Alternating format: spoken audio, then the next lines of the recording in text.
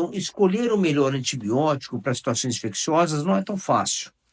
E muitas vezes, algumas situações geram desafios para você poder escolher, né? Então, a gente tem vários cenários agudos, né, de infecção bacteriana que te obrigam a decidir melhor o esquema antimicrobiano que você vai utilizar ou não. Então, esse é um ponto que a gente quer conversar um pouco com vocês sobre isso. Então, como é que funciona isso? Quando você tem que tomar uma decisão de antibiótico, vai depender de alguns aspectos. Primeiro, claro, você vai receber seu doente, ele vai apresentar um quadro clínico para você, um quadro clínico, sintomatologias variadas, e as sintomatologias, elas vão te orientar a um caminho diagnóstico. Então, por exemplo, se o paciente faz tosse com febre, se ele faz confusão mental com febre, se ele faz dor no pé, edema no pé com febre, né?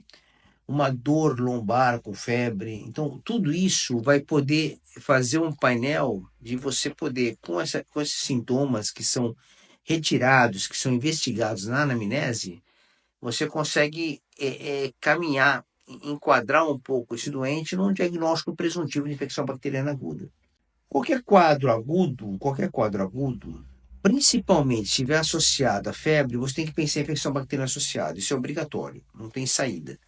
Então, você precisa estar na mente com isso. Agora, como que você vai analisar esse doente que chega com um quadro agudo, febril muitas vezes, e decidir o tratamento que você vai fazer de escolha para aquele momento? Por que você tem que decidir o tratamento? Porque muitas vezes você não pode depender do aspecto microbiológico, de você pegar e fazer a cultura e esperar a cultura chegar. Não tem como. Você não tem como ficar aguardando 3, 4, em bons serviços, 2, 3 dias.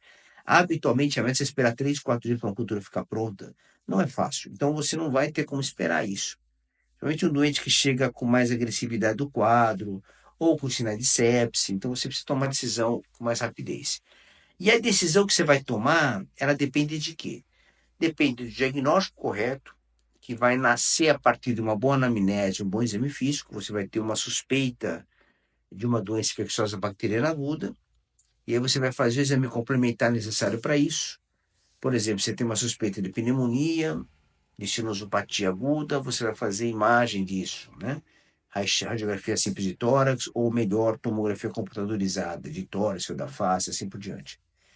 Se você tem uma alteração neurológica aguda, com febre, você vai ter que pensar em colher um líquor desse doente com a suspeita de meningite. Se o doente tem uma dor lombar lateralizada, né? Lombar direita, com sinal de Jordano positivo, com hipercussão positiva, vai pensar em pielonefrite, você vai investigar o exame de urina e pode fazer uma imagem do rim. Ou ultrassonografia, que é menos invasiva, ou uma tomografia computadorizada com contraste, para você poder ver sinais de pielonefrite. E é bem legal você ver com a tomografia contraste, porque ela vai mostrar algumas áreas de baixa perfusão, infectadas, naturalmente. E aí você vai ter um diagnóstico mais conclusivo daquela síndrome clínica daquele paciente. Bom, com isso, você vai tomar uma decisão de qual antibiótico adequado para usar.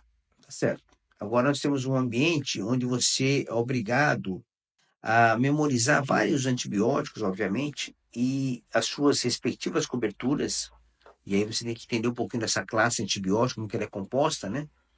Para que você o use de maneira assertiva naquele seu doente. E aí, a partir do diagnóstico do doente, você vai já ter uma ideia da questão orgânica, o que você vai querer tratar de fato, qual órgão comprometido. E com isso você vai pensar na biodisponibilidade da droga, como que ela vai se distribuir naquele tecido, se é pulmonar, se é tegumentar, se é encefálico, se é meníngeo, então se é ósseo, se é articular. Então, cada área dessa você tem uma ideia em relação à biodisponibilidade do antibiótico e a penetração nesses diversos locais. Então, esse é o raciocínio linear que você tem que precisar ter, né? Tem que ter uma história bem feita, gastar um tempo para a história, é importante. Hoje eu converso com alguns alunos nossos, a gente vê claramente que depois que eles participam conosco, do nosso programa, tudo, eles percebem claramente que precisa de mais tempo para investigar melhor o seu doente.